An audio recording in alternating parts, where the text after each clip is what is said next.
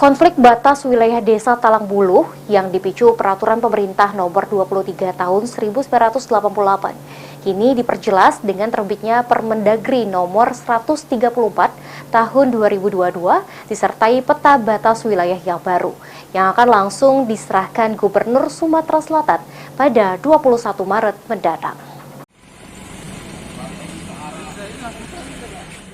Konflik batas wilayah Desa Talangbuluh yang dipicu Peraturan Pemerintah Nomor 23 Tahun 1988 diperjelas dengan terbitnya Permendagri Nomor 134 Tahun 2022 disertai peta batas wilayah yang baru dan akan langsung diserahkan Gubernur Sumatera Selatan pada 21 Maret. Atas hal tersebut, Bupati Banyuasin Askolani mengungkapkan akan memberikan kepastian batas wilayah di Desa Talangbuluh dan Tegal Bidakun. Talangbuluh tetap ada.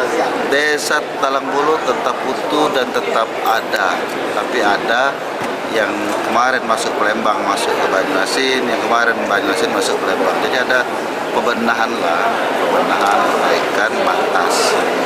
Jadi tidak ada Banyuasin balik Palembang tidak ada, tapi ada perbaikan. Masuk Jakabari. Masuk Jakabari di beberapa tempat yang RT-nya masyarakat sudah padat, itu kita ikhlaskan masuk ke Palembang, tapi tidak seluruh, sebagian kecil. Cukup tim, terima kasih banyak. Meski sebagian wilayah Desa Talangbuluh dan Tegal Bidakun kini masuk Kota Palembang, namun dengan Kemendagri 134 tahun 2022, warga Desa Talangbuluh mendapat kepastian batas wilayah. Sulaiman, PAL TV.